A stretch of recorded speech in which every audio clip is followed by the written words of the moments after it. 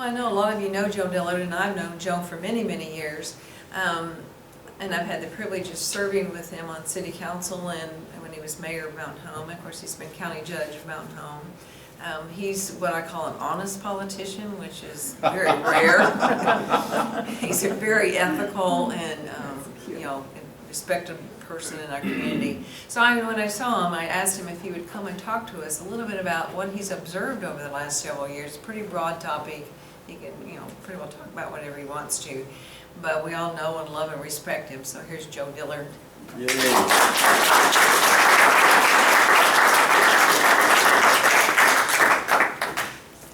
Can we vote on that honestly?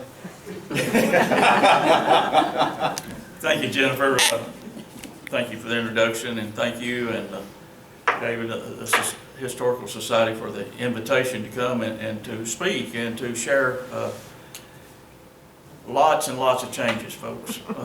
I'm starting back about the year 1970, but before I get into that, Wanda Rowe, who I thought did a very good job explaining the first film in Arkansas, her husband was the superintendent at Yellow, Roy Rowe. Roy and Wanda, and they had a daughter, Ramona, and a son, Roy Lee, and they were at Yellowville. And Roy actually was a brother to Preacher Rowe, the baseball player. He was just all arms and legs, and I suppose that he was a good ball player too, but never did see him play ball. But it was interesting to see her, and those are treasures. Yeah. They really, really are treasures. So thank you all for doing and preserving. I have my wife with me tonight, Marion Dillard, and we have my grandson and his wife and kin folks with us. And we just thank everybody for coming. And I hope you don't get too disappointed. I'll try to keep it a little bit brief, but there's a lot to talk about, folks. There's been so many changes. As growing up, I grew up, was actually born here in Baxter County, down at Gassville at the old hospital. Dr. Guthner was my doctor, and but my folks lived out south of Yellowville, out near Buffalo River. So I was raised out south of Yellowville, but we actually moved to Mountain Home in 1970, in the spring of 1970, and went into a little business called Green's Drive-In, and that was food business, of course, but it was a good business. We were partners with my wife's folks, and it worked out really well. And we were in that business for a few years. But anyway, during that time, there wasn't very much competition. If you stop and think, in 1970, there wasn't any fast foods. There wasn't any, Subways or McDonald's or Wendy's or any place to eat pizza. How many pizza places do we have now? Huh? No Burger King. Anyway, we had fast food, and it was kind of a new thing. And actually, I think we cooked the first pizzas that was sold. There may have been other pizzas sold. We had a big old pizza oven, and we really didn't know what we was doing. But we had fun. And we sold a few pizzas, and we even had some repeat customers. But coming into Mountain Home, and at that time, across from the Armory, which was about close to the ASU Mountain Home entrance now, there was a sign, a population sign, 2,600, and I can't remember exactly, but I can remember that sign being out there. So it was an interesting time coming but seeing the changes that we've seen during this time. And I'm going to just touch on a few subjects, but health care, our hospital, is one that I want to touch on. In 1970, there was between 60 and 65 beds. I'm not sure how many, but I was elected judge in 80 and took office in 81. And during my campaign, during the summer of 80, I had a lot of questions asked, well, what are you going to do with the hospital? I had no idea, I'll be honest. I told them, I said, I do not have any privileged information any more than you do, but we're going to look at it. And we did, and we got some changes made. And But it had about 60 to 65 beds. It was a county board that was the Board of Governors that overseen the hospital. Today, we've got 258 beds. Back then, I don't know how many doctors. We had good doctors, but they wasn't a lot in numbers. But today, we've got, I believe, an accurate account of 111 doctors on staff that have staff privileges at Baxter Regional. We have a car-tie unit, we have the heart unit, we have all kinds of support houses. Our hospital's become a regional hospital. And I was, just a couple of months ago, I was in the hospital, Marion was getting some tests done, and I was just listening, had time to kill, and I heard two guys talking. And they got to talking, moved a little closer, and one asked the other, said, "Where are you from?" He said, "Well, I'm just south of West Plains." They talked a few minutes, he asked the other one, said, "Where are you from?" He said, "I'm just a little north of Harrison." And he said, "You mean you drove through Harrison to get to Mtn Home?"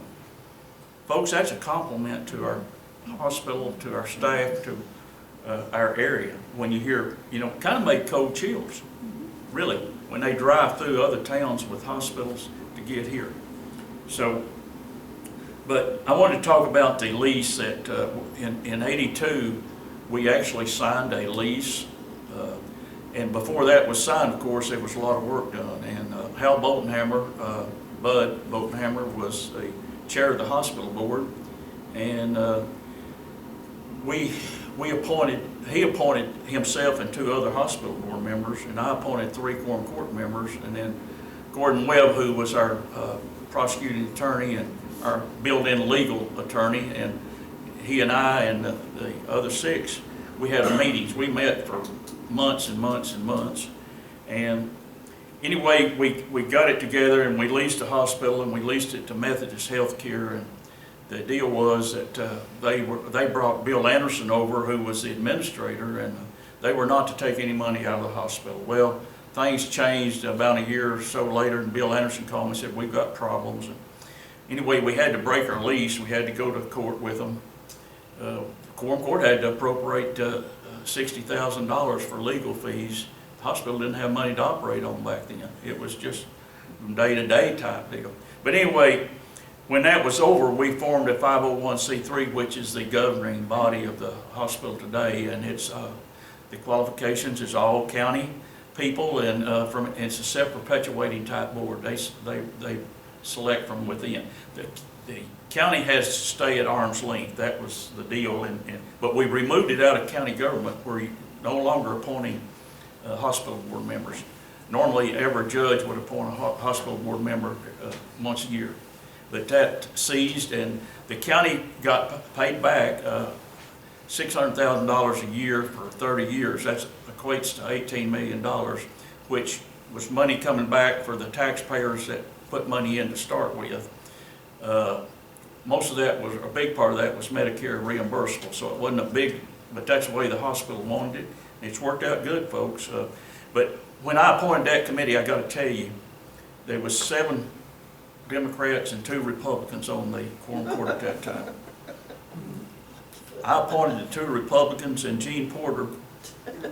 So if this thing didn't work, I wasn't going to be out on that limb by myself.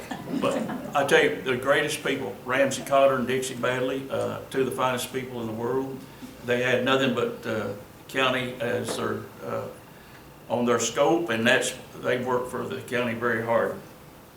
But the hospital today, like I said, but I remember talking about the medical. Dr. Dunbar used to be right on the square. Yeah, how many remember Dr. Dunbar? Oh, How would you forget it if it's yeah. Well, you know what?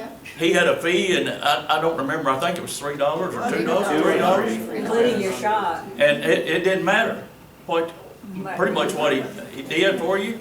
He had that fee, but he was accessible. You didn't have to make a 10-day appointment and then hope you got in. So that was pretty interesting. The next thing I want to talk about, and I've seen some really major changes in our roads. Back in 1970, we had these state highways running through Mtn Home, and they were in not good shape. We had 62, now 62 was not 62-412 back then. That designation came later.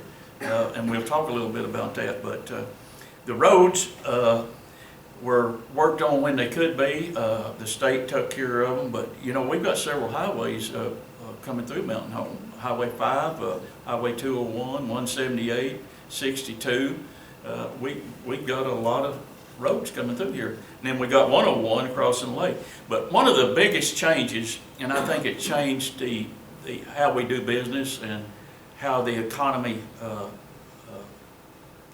grows, was when the bridges was put in on Norfolk Lake on the 62 and the 101. And this was back in the early 80s. And there was, y'all remember the ferry. It was history, and y'all love the history, and I do too, but it was also aggravating sometimes when you pull up to the lake and the boat would be leaving, or the boat would be full, or you'd be behind a gas truck, or there's so many things that could delay. It was both aggravating and fun. It was, I yeah. liked riding the ferry sometimes. Yeah, if you could troll across, you know, on the side, that would have been more helpful too. But anyway, once the bridges was put in, and of course this was federal funding, and the bridges went in, we got 62 4-laned, pretty much all the way through the county. We've got a bypass.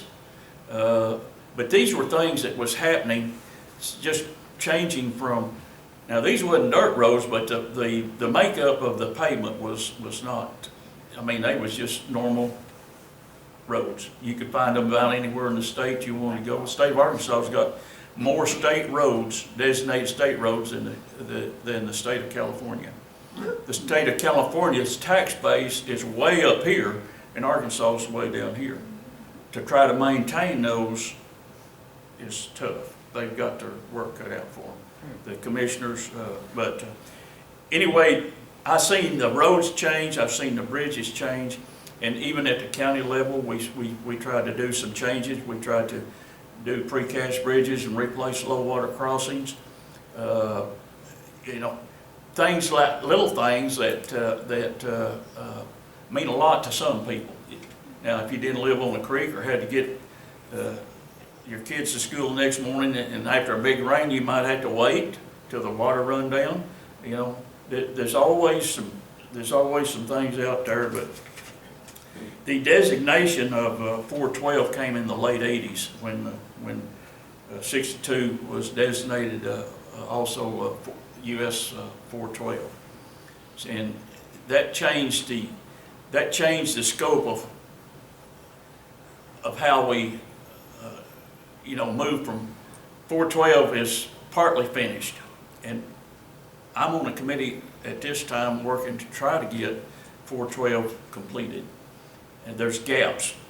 Now, if you get to as far as to Huntsville, from Huntsville to the Oklahoma line, it's completed. You get to from Alpena to Huntsville, you've got tough sledding. You get from Yellville to 65, gap there. You go east, we're looking for passing lanes or just good road improvements. But 412 was a major step in trying to get improvements done by the designation of being a U.S. highway. One thing I really want to talk about is our education. We've got some of the best schools, and I've seen them grow, and I've seen them. You know, 50 years ago, we did not know. We may have heard of ASU maybe over in Jonesboro, but we did not have a college. We had basically one big school, Pinkston, down here. We had the gymnasium, and they had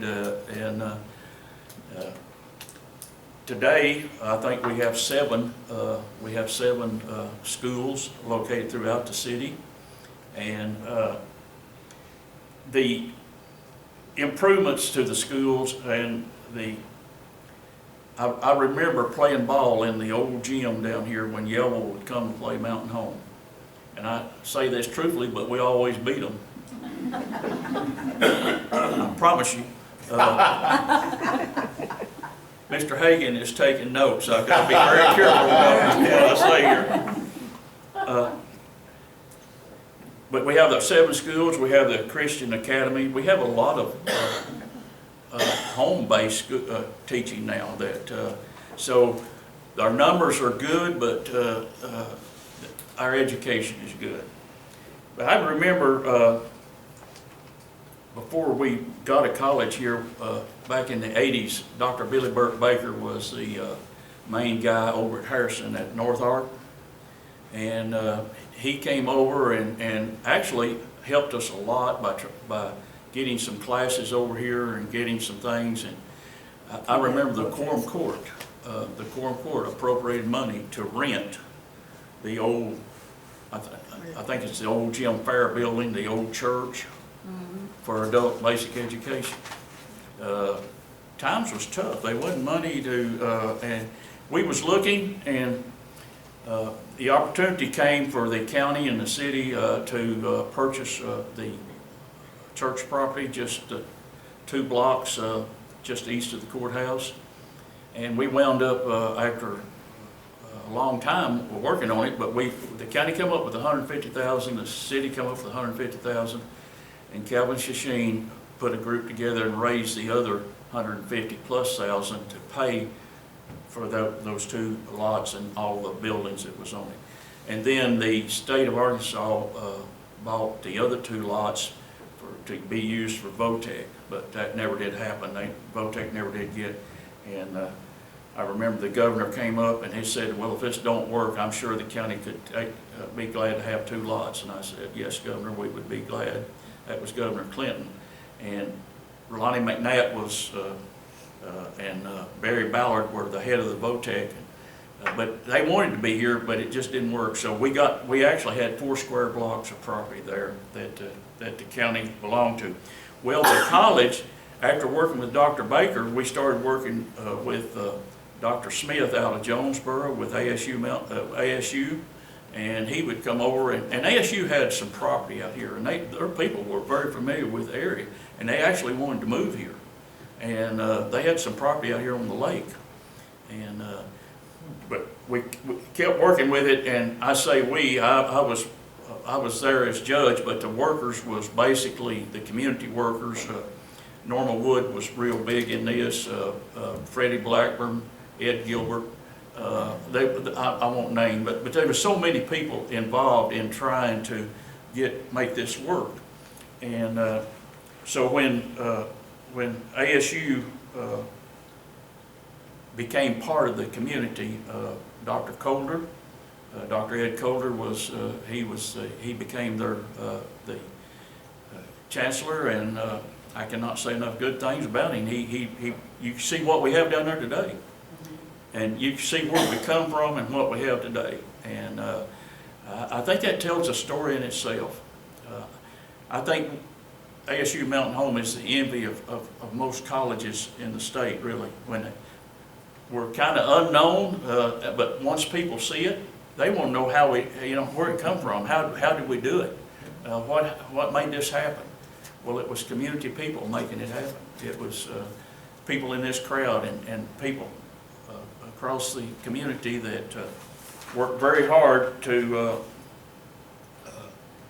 And the college is also a regional facility. The hospital is regional, the college is regional. We're pulling people in from several counties around for the hospital and the college. And folks, that brings business to Mountain Home. That brings revenue. They spend their money here, and we appreciate that. But the cost of those that we paid for the property was it turned out really good. It turned out, and then the Pleasant property that the college sits on now, Gene Pleasant's place used to be, we could not have picked a better place. And along with the along with the, we're talking about education, folks, we're sitting in a facility right here for education. Have you ever seen a nicer facility? No.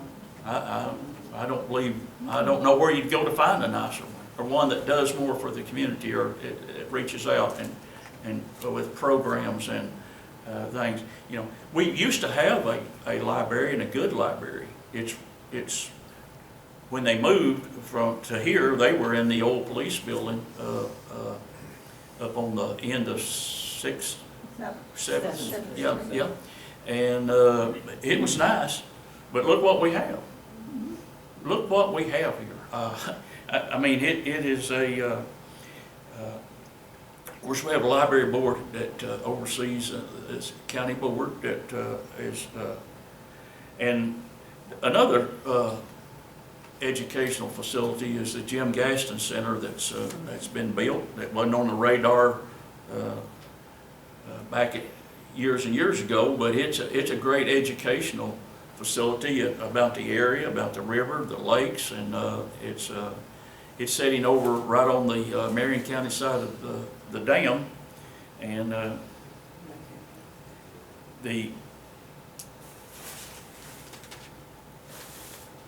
let's talk a little bit about business growth. I don't know how many businesses was in Mtn Home in 1970. They were a lot of good businesses, but they were few in numbers compared with what we have today. I counted, today, I believe today we have,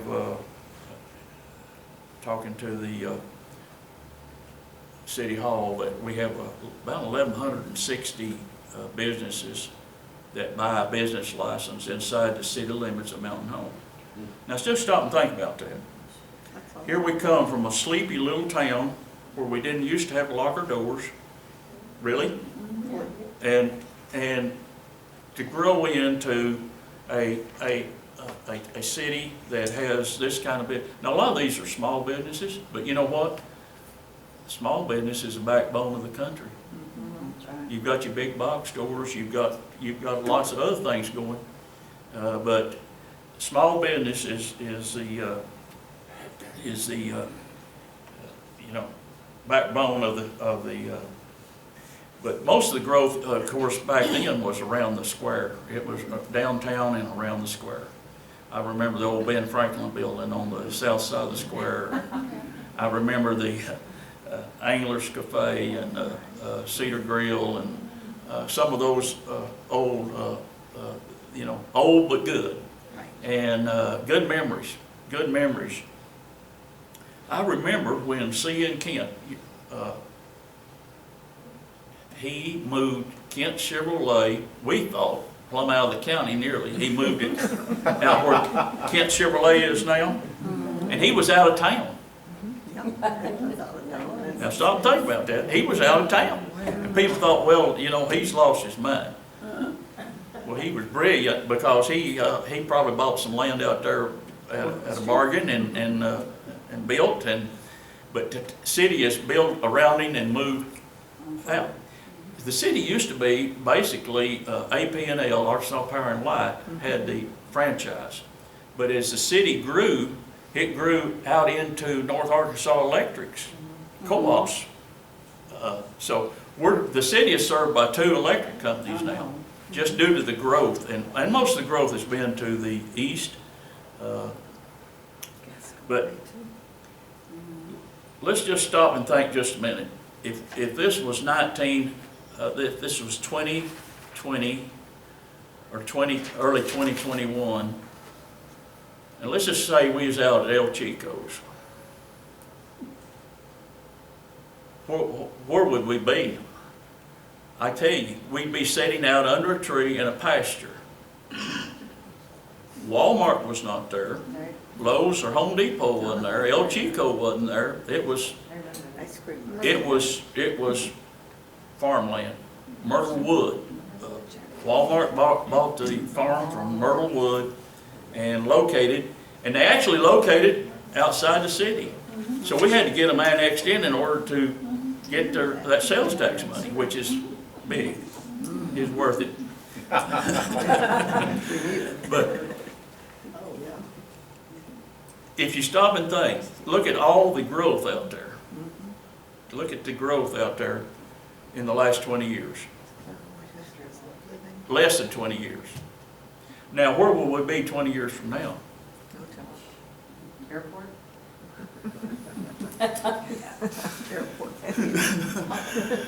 Well, everybody can have their own views or vision, I guess, but we have grown at a pace where we really haven't outgrown our resources, and that's important. You can outgrow your fire and police and all the, your water and sewer and all that. But we've grown at a rate that we've been able, the city, I think, and the county has been able to pretty much keep up with it. But it's so interesting when you just stop and think, and it's pretty mind-boggling. Go back 20 years, a lot of things are not on the radar at that time. But we've got the area. God created us a beautiful area. Man built 2 big lakes, and we've gotten a lot of people in. And I got to say that what helped build, of course, Mtn Home. I look at it pretty much at 3 things. One is our businesses, one is our retirees, and one is tourism that brought a lot of people in here, did their business here, and bought land and property here, and moved here because they love the area. We've got a show place here, just like this facility is a show place. When people see these things, but the people is what makes is what makes our area. We can have all the facilities we want, but if we don't have good people with good attitudes and just good people that care for people and will help each other. I can remember some of the things that back then there was no, there was a Baxter out at on 201 North that I believe moved here. Wayne, they moved here in the 50s, I believe, or late middle 50s. So Baxter was here, but you stop and look around, there was no air equip, there was no bass cat boats. That was started in the I think early 80s or late 70s, early 80s. Look at the banks and the real estate companies. Oh my goodness. We didn't there used to be about 3 banks here. Now how many we have now? Huh? We don't know. Y'all got a lot of money, somebody has to do that business with these people. When you stop and look, 3 McDonald's in Mtn Home. Yeah. What does that tell you? That's ridiculous. Huh? What does that tell you? Addicted to McDonald's. They counted as 4 because they include gas. They include Gasville as, Oh, yeah, yes. and they're all owned by the same owner, so, yeah. 204 places. 220. But I remember, how many of y'all remember the stock sale on Saturday afternoons, Tote Dafferman over, yeah. That was a pretty big thing for people to go to, and the farmers especially, and it was an event. Where was that, Joe? That was, is that Wade Street that goes through? Yeah. Right. Old auction barns, Yeah, I mean, yeah. Wade and the other one there. It was on the west end, kind of at the dead end of, Wade and Paul. Behind that old bowling alley. the what? Here where the Christian clinic is. Yeah, past the Christian clinic out there. Thank you. Yeah. But that was something that, I remember the old blacksmith shops that used to be here. Y'all remember some of those? Yeah. Well, the blacksmith shops are pretty much a thing of the past, but you know what? We've got a state-of-the-art technical college out here that's teaching some of the trades. So, Amen. and we need that. Amen. We need it. But these are changes. These are big changes when you see working and then going to more high-tech and more, airport improvements. I've seen a lot of improvements at the airport. I wish we had a commuter system coming in and out, but we don't have. But we do have a good airport. We have an ILS out there, big runway. We're set, and it'll happen one of these days. We'll get some computer in here. The industrial park has changed. It's nearly filled up out there. A sewer line was put in from the industrial park to Mtn Home just to accommodate new businesses coming in out there. We did that back in the 80s. Baxter County sales tax was put in. Mtn Home sales tax was put in. Mtn Home came in 1981, and Baxter County came in the late 80s. Folks, that sounds like nobody likes taxes, but with the makeup of our area and with the people coming to visit here and to use our facilities, it keeps a tax burden off of people sitting in this room. It takes money to run a county or city. You've got to have tax money. But the sales tax off of the 1 cent sales tax is the biggest generator of revenue, big time. I've seen the jail, from the jail in the top of the courthouse to a regular jail. Now that's and now we're improving the jail and going. Elevator in the courthouse. These are changes, you know. About 3 elevators in town. Yeah. 4. We've got a new one over at the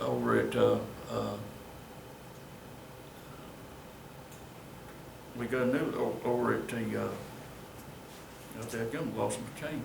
Train of thought. That's bad. But elevators is a must. When I was judge, I actually seen, and Gary Isabel was a judge then, trying to go up and down the stairs in a wheelchair. Trying to do that. And in the second year I was judge, we got money from the federal government to put in, and that was the first thing that we did was put an elevator in and a ramp on the north side of the building. But it changes. It was a major change for people with disabilities, and who knows?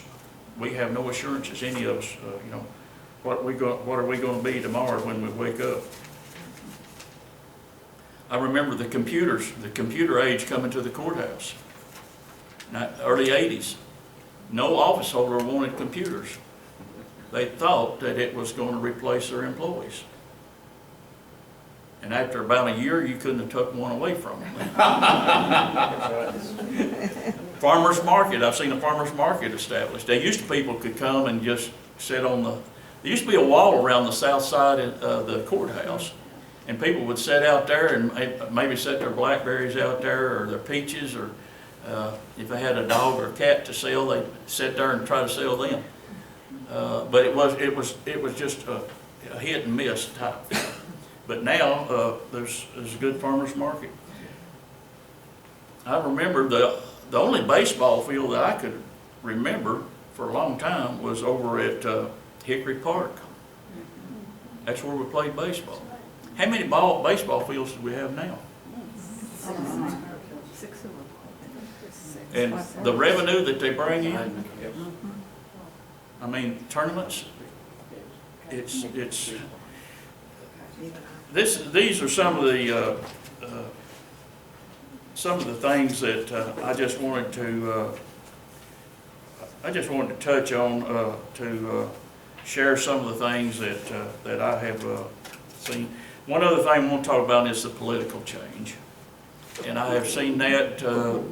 We've all seen it, and it's not a bad thing, but we've seen it happen.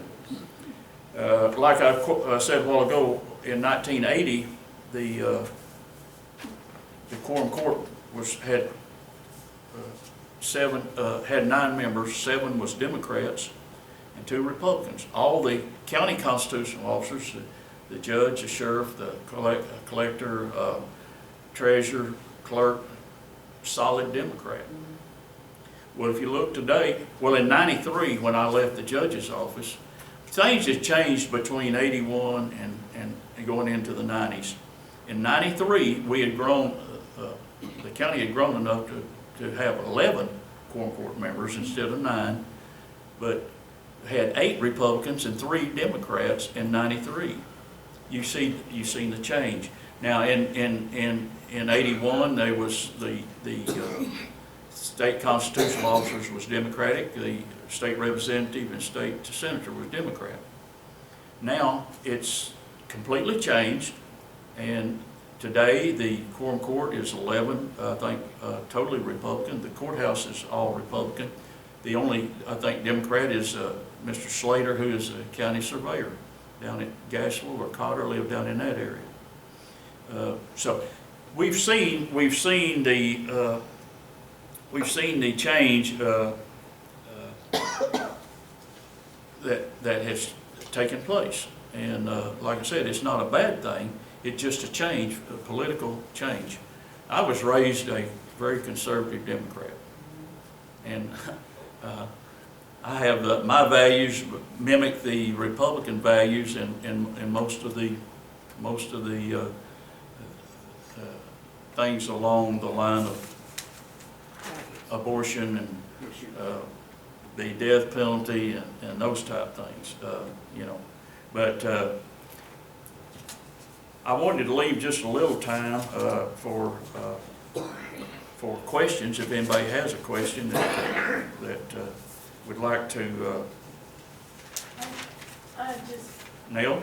well, you mentioned education, and I don't think we should leave out Norfolk and Cotter. Well, exactly, and I had that on my notes. We've got 3 school districts, and we've got 3 good ones, and within the county, Norfolk and Cotter is excellent schools.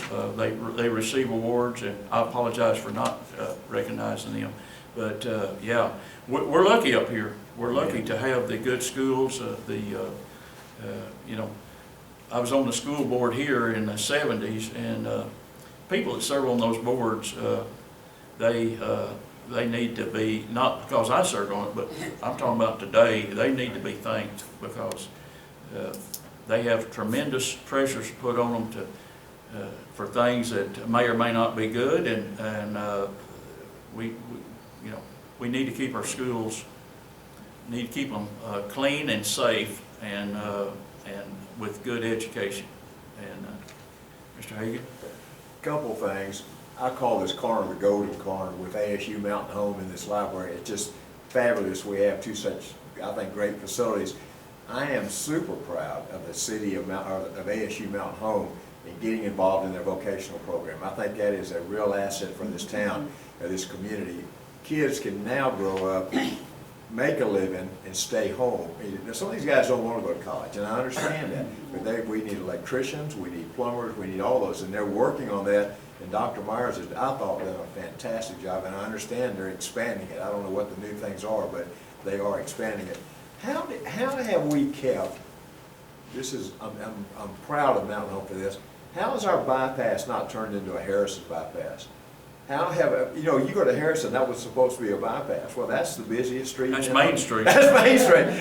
And our bypass is still truly a bypass. I mean, it's Well, not. we've all, and I've had people to ask me, and I'm sure the other judges and mayors have had the same questions asked, but if they want to do business along the bypass, they have to put in a service road and take one of the exits, and so that the bypass keeps moving. Okay. That's what it was designed for. And I think Harrison and Boone County over there now are going through their decision-making times, and they're not all on the same page as to what to do with that. I had a question. Who are some of the earlier community leaders that you remember and that you worked with that some of us would remember?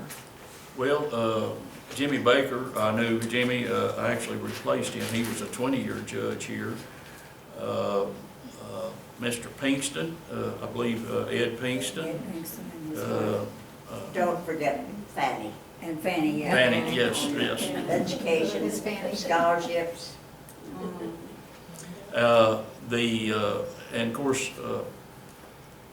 in '80 there was Joe Edmonds, and of course his dad was a sheriff that was actually killed there in the courthouse, Emmett Edmonds. I didn't know his dad, but I knew him, and of course, there was Arnold Knight and Willa Mae Tilley and Beta, Nancy Rory or Green and. Beta. Yeah. Bob Nichols Hackler. Yep. Yeah. Bob Hack, I tell you, the school board when I was on was, there was Bob Hackler, there was Dr. Kerr, there was Kevin Shasheen, Laban Bowman, Esther Demerit. I know I missed somebody here, but anyway, it was, I look back at that board and it was a, and I'll tell you one little deal. This kind of was, I was kind of wanting this to happen pretty bad, but when Gamaliel had moved, consolidating with Mtn Home, they had moved they moved the 6th through 12th grade to Mtn Home. Well, they were still teaching kindergarten through 5th grade over Gamaliel. The bridges wasn't completed, and the school board was going to move them, and I tried to get them to wait until the bridges was complete. I told them, I said, we're going to put those little kids on there on the bus before daylight and get them home after dark. And if you checked, and I did check, and some of the others checked too, the level of education that was coming from the ones that had already transferred here from Gamaliel was pretty much at the same level.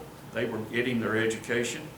And so that was, but when the vote, I carried people over there and tried to get them to vote with me, but it was a 7-1 vote when the vote was done. But I felt good over it. Well, Sometimes you lose the battle, but you wind up, you know. Any other questions? Yes, sir, Roger. Where was where were the stop lights in '77? Stoplights? Yes. Stop light. Still on the square. First stoplight was on the corner. Sixth and Main or It's something. by the bank. Yeah, I think it, Basically where it is yeah. now. There by the courthouse and that intersection. When did the 6th Street to Main. Stop lights at the big intersection? I don't know when it was put in. You're talking about up at 5 North and 624, yeah. I don't know. We have a lot of stoplights, and we only have one that's city controlled, that city has the control over. Do you know which one that is? First and College. The one by the First, courthouse? no, First and College. First and College. First Street and College Street. That's two city streets. The rest of them are state highways, and the state has control over them. Now, we just, anytime a stoplight goes in, the city has to agree after 6 months to take over the maintenance of it. And in some situations, may have to pay a part of the installation part. But the maintenance becomes the city's after 6 months, even though it's a state road, state highway. Sherry? I just had a comment on your bridges. I used to drive a school bus before they put the bridges in. It's not a lot of fun to have 60 kids on a bus and sit there and wait for the ferry, but I saw some gorgeous sunrises and sunsets. There's always some positives. You're a positive I thinker. mean, and When I they mentioned were the ferries were gorgeous in the fun. morning, Yeah. beautiful at night, because you'd see it on the water, you know. But when you got 60 kids on there, it's not fun waiting on the gas truck that's in front of you to get taken over there by itself. Well, when I said the ferries were fun, it was from a point of view of a kid. I was a kid when I was Yeah, riding the yeah. ferries. Not on a school bus. Joe, one other thing, a Yes, lot sir. of folks, I don't know what that A&P, the Advertising and Promotion Commission is. You touched on it a while ago, that we collect that 1% sales tax. That has done more good for this community, and I can speak to this one personally. I'm involved in North Arkansas Fly Fishers, and we put on Salbug every year. A&P gives us a little bit of money to help advertising and so forth. But we bring people in here, and guys and gals come, and when they come, they fall in love with the area. And lots and lots and lots of them have retired here, and that's, I mean, and you're talking about baseball, that Babe Ruth under 13, all the hotels and motels will tell you, that's the best Yep. thing that happened in this town in forever. You know, Bass Cat does all those tournaments, all those things, and that A&P commission, that doesn't come out of our pocket, that's just the people that pay money to stay in the motels in town. Yes, it is, and that was just implemented back in, I think, 13 or 14 by the city council did that. And it's, the only way it would cost anybody, unless you went and rented a room and stayed there, you'd have to pay an extra 2%. But that 2% goes back to advertise and promote the area, and it's, and that's new. Thank you for bringing it. I didn't key in on that. Any other questions? Great job. Thank you all for